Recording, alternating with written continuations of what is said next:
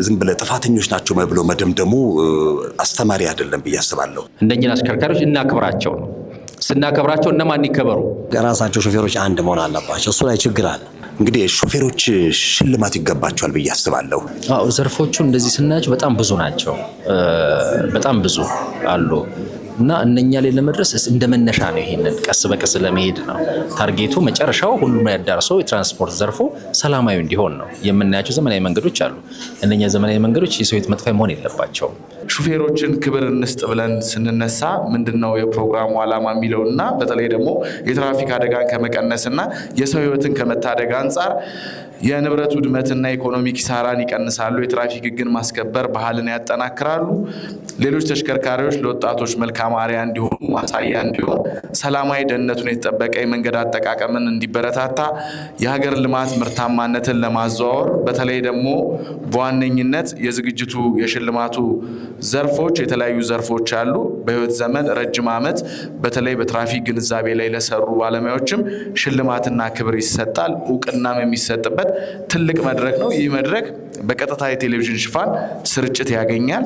እንግዲህ ሾፌሮች ሽልማት ይገባቸዋል ብዬ አስባለሁ። በየሚዲያው የምትሰማው ሾፌሮችን ዝም ብለ ጥፋተኞች ናቸው ብሎ መደምደሙ አስተማሪ አይደለም ብዬ አስባለሁ። ሾፌሮች ያጠፋሉ፣ ግን የሚዲያው አፕሮች ምንድነው መሆን ያለበት?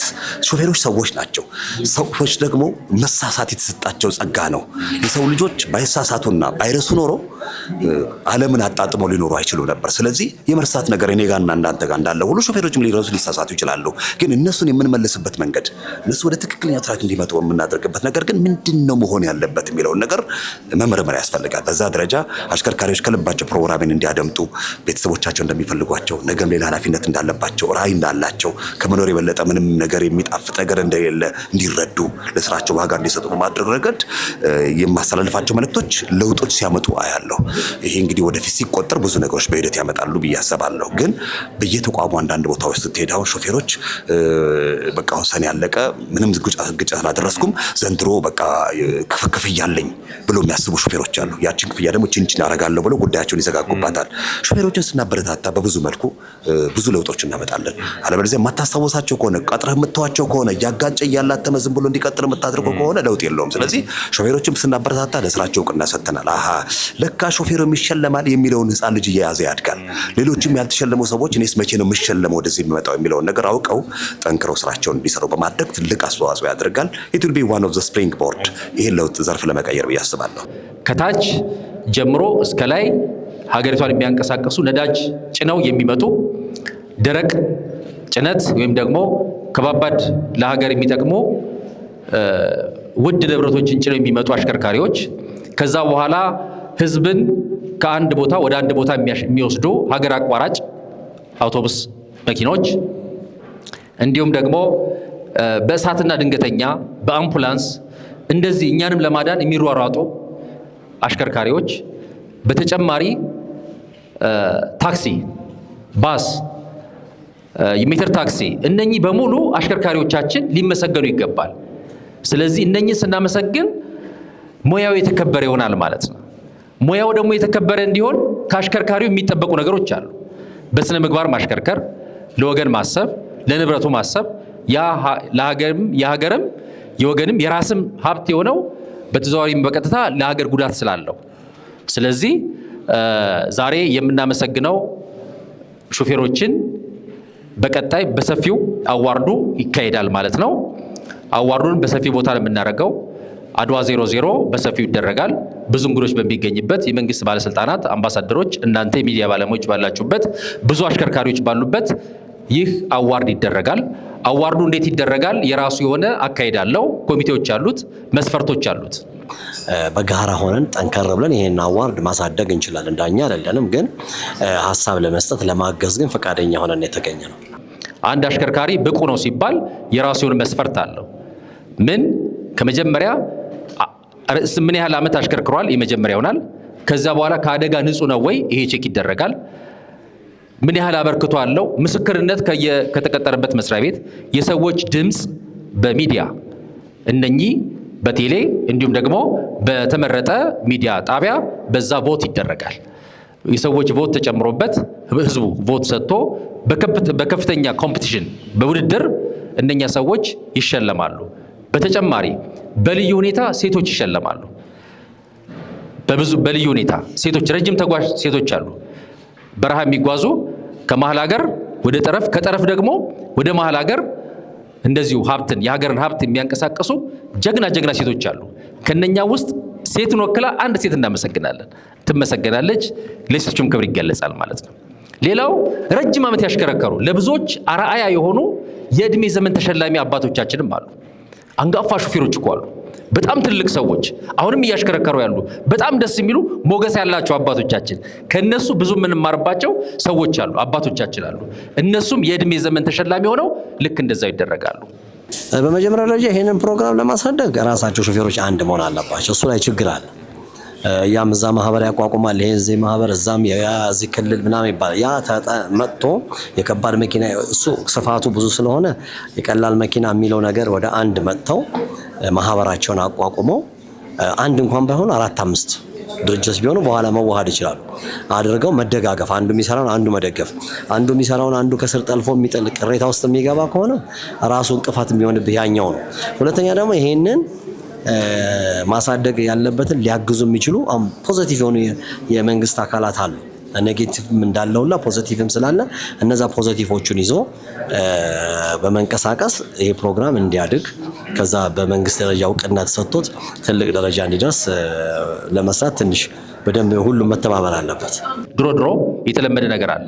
መንገድ ዳር የሚቀመጥ ልጅ ወይም ደግሞ ስራ ያጣ ልጅ አዋተንም ቢሆን ይሄ ልጅ መንጃ ፍቃድ ይውጣለትና ከዛ በኋላ በቃ ስራ ይጀምር፣ በቃ ተስፋ ሲቆረጥ አይነት ነገር ነበር በፊት የነበረው። ይህ ሙያ ግን የተከበረ ሙያ መሆኑን ለማሳወቅ ነው ታርጌቱ የመጀመሪያው። ሁለተኛው ታርጌት የደህንነት ባህል እንዲጠነክር ነው። ሴፍቲ ከመምህራን ናቸው የምንማረው። ሴፍቲ ጥንቃቄ። አንድ አሽከርካሪ ሲያሽከረክር ሲነዳ ከፊቱ አንድ መኪና አለ፣ ለሱ ይነዳለታል። ድንገት እንዳያቆም እሱን ይጠብቀዋል። በግራ አለው፣ በቀኝ አለው፣ ከኋላ መጥቶ እንዳይገጨው ይህን ይጠብቃል። በአጠቃላይ አንድ ሾፌር 5 መኪና ይነዳል ከራሱ ጭምር ማለት ነው። በከፍተኛ ሪስክ ውስጥ ነው የሚያሽከረክረው። ከባድ ነው በጣም። ከፊት ያለው ቆሞን እንዳይገጨው፣ ከጎን መጥቶ እንዳይገጨው፣ በዚህም በግራ መጥቶ እንዳይገጨው፣ ከኋላ መጥቶ አሁንም እንዳይገጨው ሪስኩን የራሱን እያሽከረከረ 5 መኪና እንደመንዳት ቁጠሩት። ሁሉንም እየጠበቀ ነው የሚነዳው። አንዲት መዘናጋት ካለች ግን መሪ ወደ ግራ ወይም ወደ ቀኝ ካደረገ ማሰብ ነው። ስለዚህ የተከበረ ሙያ ነው ሹፌርና። የደህንነት ባህል እንዲጠነክር ነው ይሄ ታርጌት እንጂ ሰዎችን ነጥሎ ለማመስገን ለምናምን አይደለም። ወገንተኝነትም የለውም። አንድ የከባድ መኪና ሹፌር ተመርጦ አዋርድ ሲደረግለት ሁሉንም የከባድ መኪና ሹፌሮች ይወክላል። ዲቴሎቹ በጣም ብዙ ናቸው። የምንጀምረው በማህበራዊ ሚዲያ ነው። ማህበራዊ ሚዲያ ላይ አሁን አግሪመንት እያደረግን ወይም ደግሞ ወደ አግሪመንት ወደ መሄድ ወደ መስማማት እየሄድንባቸው ያሉ ሚዲያዎች አሉ። የነኛ ሚዲያ ቮት ያደርጋል። ሰዎች አስተያየት ይሰጣሉ፣ ድምጽ ይሰጣሉ፣ ወይም ደግሞ አከሌ ይሸለምልን ብለው ይሰጣሉ። እነኛን ለህዝብ እናቀርባለን። ሰዎች መጀመሪያ ይሆናል። ኤስኤምኤስ ኦር ደግሞ በቴሌቪዥን የምንሰጠው ማህበራዊ ሚዲያ ከቲክቶክ ጀምሮ ዩቲዩቦችን እነኝን ጠቅላላ እንጠቀማለን። ላይፍ ኦፍ ድራይቨርስ የራሱ አለ። እንደገና ደግሞ ሌሎች ከማህበራዊ ሚዲያ ውጪ ዩቲዩብ፣ ቴሌግራም እነኝህ ሁሉ እንጠቀምባቸዋለን። ሰዎች ይልኩናል ማለት ነው።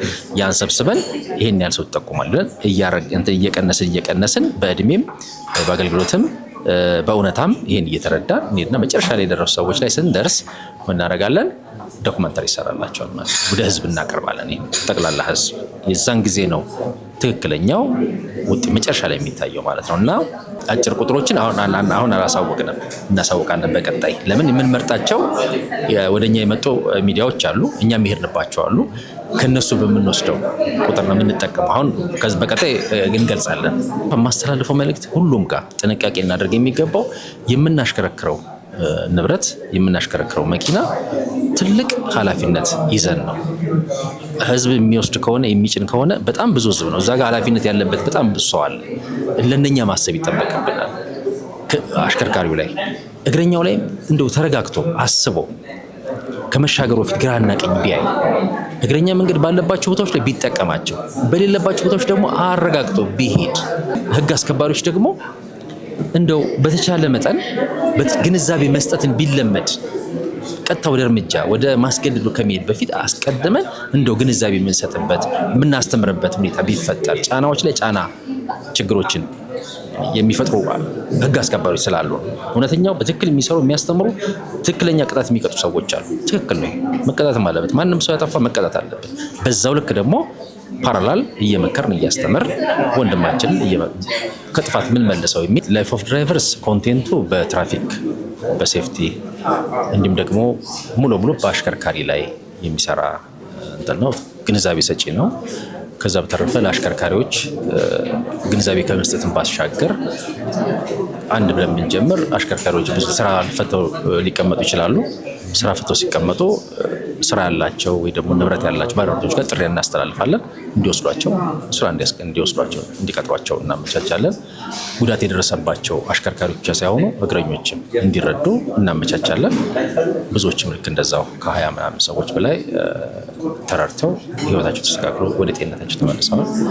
ሌሎች ግንዛቤ የሚሰጥባቸው መንገዶች በመንገድ ላይ የምናያቸውን ነገሮች ለሌላው አርአያ ምሳሌ እንዲሆን ይህን ባታደርጉ እያልን ሰዎችን አጋፍጠን ፊት ለፊት ሳንሰጥ በጎን ለጎን ግን ያንን መልእክት እናስተላልፋለን። ለምን? ለጥንቃቄ ሲባል ማለት ነው። እና በአጠቃላይ ትኩረቱን ከተሽከርካሪና ከአሽከርካሪዎች ጋር ነው ያደረገው።